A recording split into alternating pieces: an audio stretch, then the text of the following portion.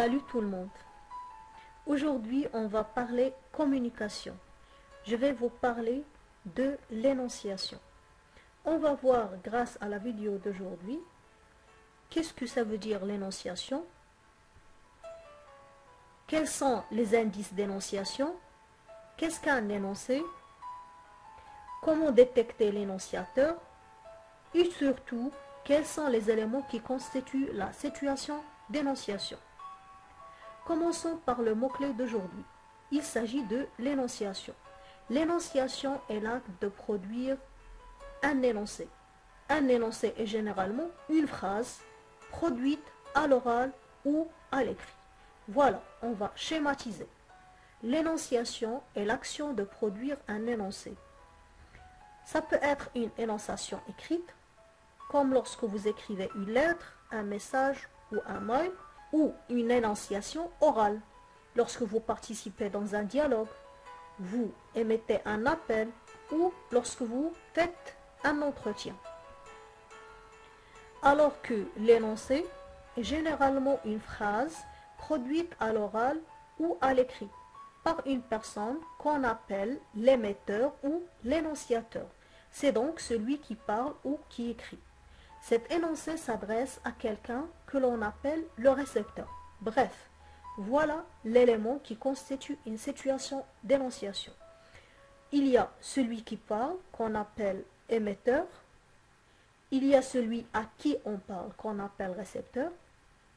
Et vous avez aussi le dialogue, la discussion qui s'établit entre eux, qu'on va appeler énoncé. On va essayer de schématiser et de regrouper tous les éléments, même ceux qu'on n'a pas cités.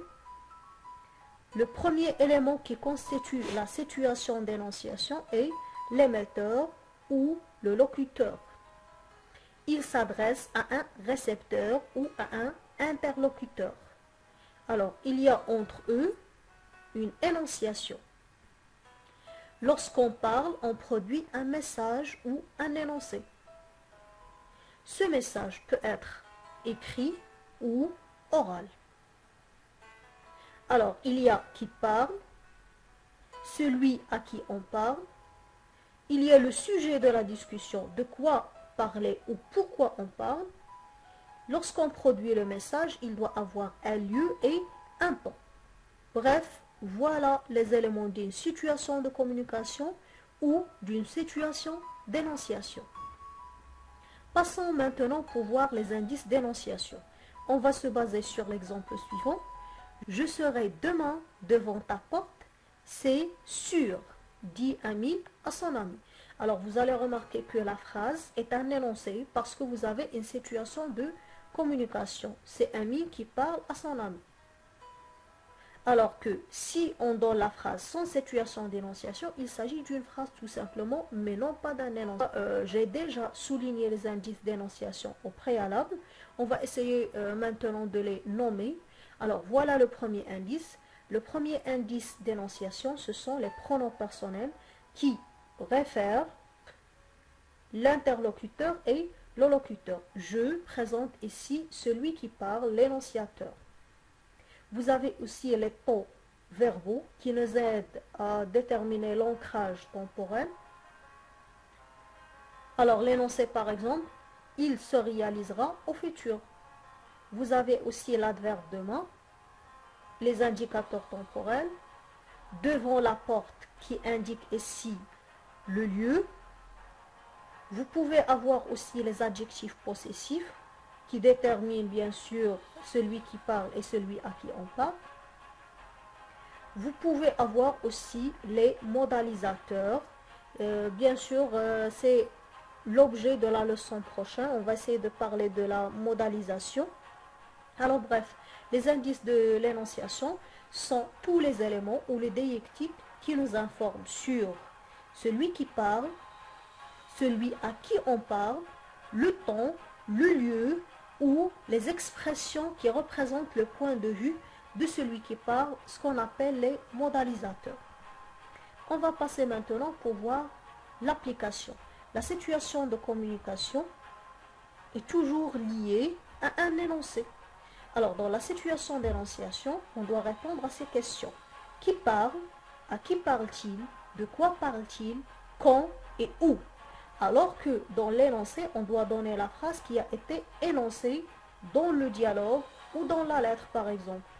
Vous avez là un exemple pour la situation d'énonciation. La mère fait des reproches à ses enfants qui ne font pas les devoirs avant de dormir. Alors, celui qui parle, c'est la mère. À qui parle-t-elle? Il parle à ses enfants. De quoi parle-t-elle? Il parle.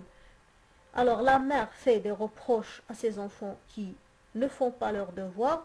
Quand elle a parlé, c'est avant de dormir. Parfois, vous pouvez ne pas avoir le temps et le lieu. Ce qui est obligatoire, surtout dans la situation d'énonciation, c'est qui parle, à qui parler et de quoi parler. On va voir maintenant l'énoncé qui a été réalisé par la mère. Alors voilà ce qu'il va leur dire. Je vous reproche de ne pas faire les devoirs tôt quand vous rentrez de l'école. Ce n'est pas du tout gentil, mes enfants. Alors, passons maintenant pour faire le mise en point grâce à un exercice. Proposer des situations d'énonciation auxquelles vous allez faire correspondre des énoncés et vice-versa. Alors, voilà la première situation. Un touriste demande le chemin à un passant pour aller à la poste de la ville. Alors, là, vous avez une situation d'énonciation. Vous avez celui qui parle, qui est le touriste. Il parle, bien sûr, à un passant. Pourquoi il lui parle? Pour lui demander le chemin de la poste qui se trouve à la ville. Alors, vous avez celui qui parle, à qui il parle, de quoi parler, et vous avez aussi le lieu. Alors, on va essayer de trouver la réponse qui indique le lieu. Voilà par exemple la réponse qu'il peut énoncer. S'il vous plaît, messieurs, où puis-je trouver la poste? Je suis nouveau dans la ville.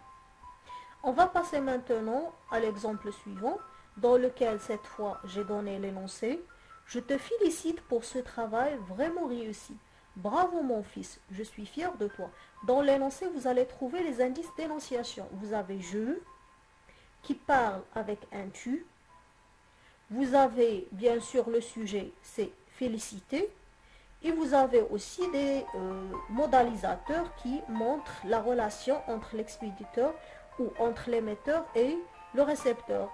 Lorsque par exemple il lui dit je suis fier de toi, alors il s'agit d'une relation familiale qu'on va essayer de reproduire dans la situation d'énonciation. Alors par exemple on peut dire un père très fier des résultats scolaires de son fils le félicite. Voilà, la vidéo touche à sa fin. Je vous laisse, espérant de vous voir très prochainement.